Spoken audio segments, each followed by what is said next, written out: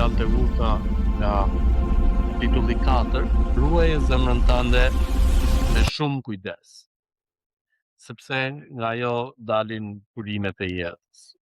Besoj që nëpër televizor, nëpër kështu, nëpër radio, nëpër libra, besoj që keni lexuar goxha shumë për sa i përket zemrës, se si të kujdesesh, se si të hash ushqime të mira, këto për shembull janë të hash këto perime, të hash rukula, të hash spinaq, këto të hollojnë gjafën, janë ca lakra të egra, këto janë shumë të mira për kolesterolin, për besoj që mund dini më shumë në ato. Kështu që me shumë gjasa jeni të mirë informuar te kjo pjesë. Një diçka të rëndësishme edhe që ve goxha theks të rëndësishëm edhe në Bibël është pikërisht kjo që neve sa përlexuam, ruaje zemrën, sepse është burimi i jetës.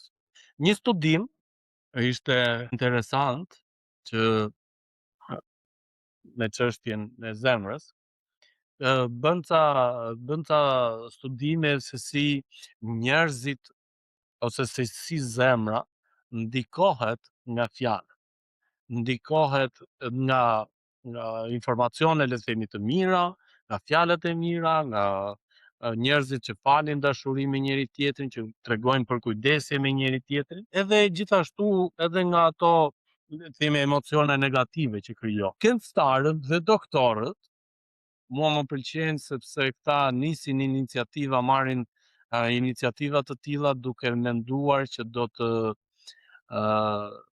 të hedhin poshtë Biblën, fjalën e Perëndisë. Edhe çfarë vjen dhe zbulojnë që ata e përforcojnë akoma më shumë fjalën e Perëndisë.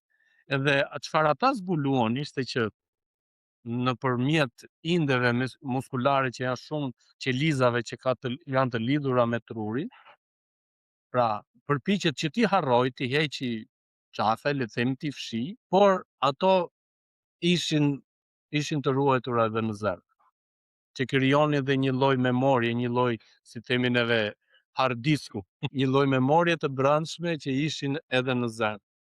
Edhe këto ndikonin ose pozitivisht ose negativisht, varet nga çfarë lloj, le të themi, vlerash ishin futur në zemër, ose në tru, ose në që njeriu ishte përballur me këto. Si të themi, me emocione të ndryshme, negative, pozitive e kështu me radhë. Pra kishte një ndikim goxha shumë të madh, ndaj dhe fjala e Perëndisë që është shkruar shekuj, mijëra vite më përpara, jemi këtu te fjalët e urta, shpjegon pikërisht këtë gjë. Edhe neve sa po lexuam nga fjalët e urta, pikërisht këto fjalë që thot ruaj zemrën tënde me shumë kujdes, sepse nga ajo dalin burimet e jetës. 4:23, vargu 25. Sytë e tu le të shohin drejt dhe që pallat e tua të synojnë drejt para teje.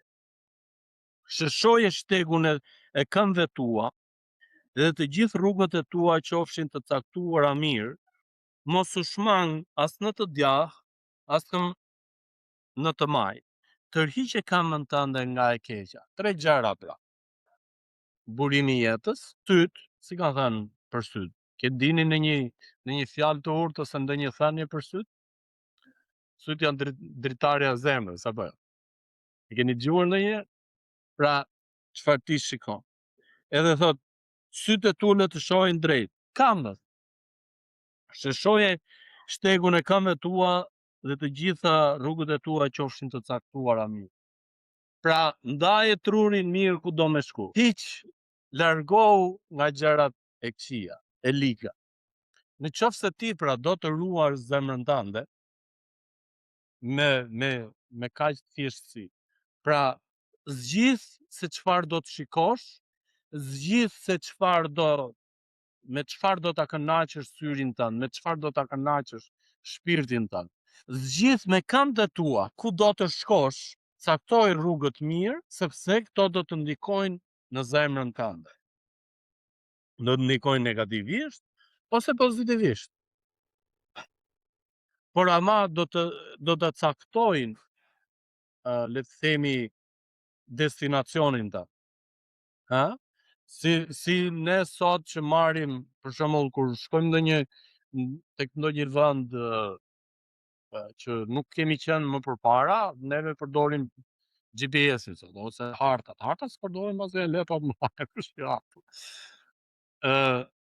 pra, pyesi, ku është kjo, ku është ajo. Për shembull, kur jemi këtu në Shqipëri, e fusim atë me telefon, me GPS, na rrotullon GPS-i, pastaj lodhemi GPS-i, njët na lu makinën, e pyesim, po filan, ku shkolla? Qa dali në Europë atë? Madje ne edhe kur kemi udhëtuar dhe jashtë, përsëri kemi pyetur. Pra, nëse ti nuk je i sigurt ku do të shkosh dhe çfarë do të bësh, ti do të endesh si endatak, edhe do të stresohesh akoma më shumë. Do të lodhesh akoma më shumë. Pra, nëse ti e di destinacionin tënd, ku do të shkosh, ku do të qëndrosh, pse neve kur shkojmë në vendet e reja, në një vend ku ne nuk e dim, më përpara edhe kur do të shpenzojmë një kohë atje, ne sigurohemi që, për shembull, kur ishim në Francë, neve që kur na prish makina, atëherë morëm njërin nga Zvicra në telefon, ai nga Zvicra mori njërin nga Franca që ishte pikërisht në atë zonën ku na kishte ndodhur ne problemi, dhe që erdhi na drejtoi, na çoi në hotel, na çoi tek servisi, na çoi për gjetur pjesën e kështu me radhë. Na çoi te stacioni atë buzit. Pra, duam të bëjmë lidhje. Edhe Perëndia thot, caktoje rrugën tënde mirë. Zgjidhe drejtimin tënd mirë. Ruaje zemrën tënde shumë mirë. Shpeshherë, neve shqiptarët vuajmë po shumë te kjo pjesë. Për shembull, njerëzit që kanë qenë në kontakt edhe njerëzit nga jashtë zakonisht, u pëlqen që t'i bëjnë planat përpara. Të paktën 3 muaj parë. Të paktën, kurse ne, do të themi, nëse neve do të themi për shembull tani jemi në shtator, edhe ne kemi na është bërë si traditë që për Krishtlindjen neve kemi ato darkën që bëjmë bashkë. Për shembull, nëse unë e lajmëroj tani, edhe ju pyes, kush do vi, cila do të ishte përgjigjja ju? Në dhjetor, 25 dhjetor, 27 tetor, nëntor, dhjetor.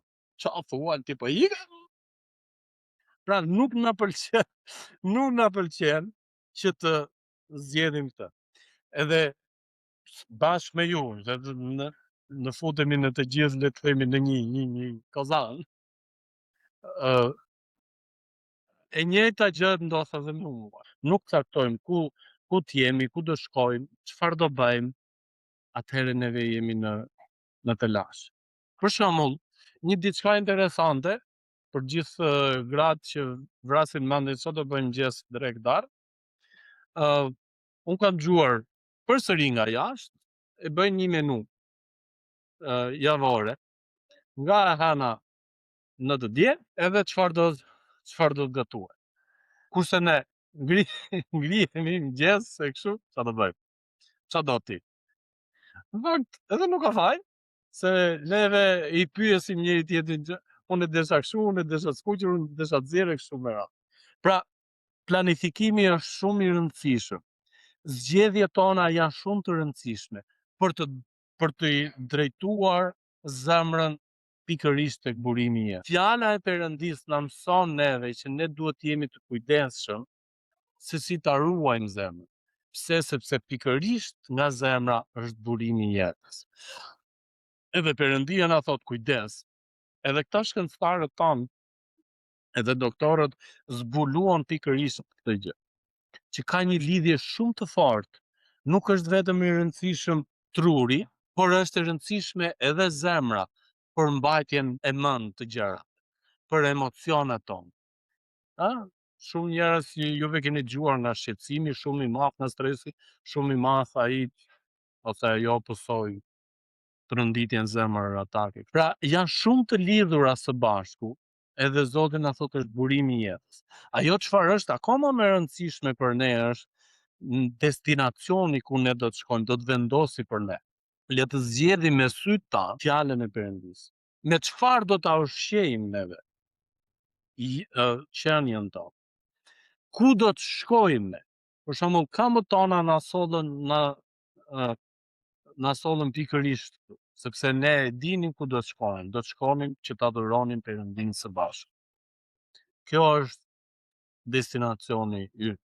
Kjo është zgjedhja që pra na kërkohet që të bëjmë, t'i caktojmë shumë mirë. Ndaj dhe ndërsa ne lexojmë pra tek fjala e Perëndis pikërisht këto gjëra na kujtojnë pikërisht këtë gjë se sa e rëndësishme është për ne zgjedhja.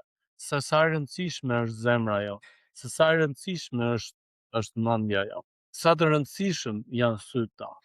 3 gjëra pra që të mbajmë mend. Zemra është burimi i jetës. Syri ynë shiko drejt. Këmbët tona, ku të zgjedhim, ku të shkojmë. Le të jenë këto, pikërisht këto 3 themi organet të trupit, gjymtyrë të trupit, që na çojnë pikërisht tek destinacioni ynë, që është Perëndia, që na zgjedh, ne e kemi zgjedhur me mendjen e plot, me zemrën e plot, që të shkojmë edhe të kërkojmë Zotin e t'i japim lavdë e Zotit. Kjo është pikërisht ajo zgjedhje që ne kemi bërë edhe sot, pikërisht në këtë moment. Të zgjedhim Zotin, sepse është një lloj paqe që Perëndia na dhuron që neve nuk e gjejmë diku gjet.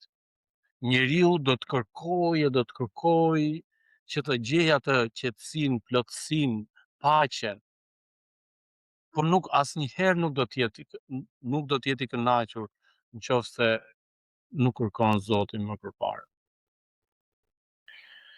Paqja dhe hiri i Perëndisë qoftë me gjithë secilin prej nesh. Zoti na dhan paqe, Zoti na dhan forcë, Zoti na dhan të jetë, e ndërsa neve zgjedhim edhe ruajmë zemrën tonë, se është burimi i jetës, na jep jetë.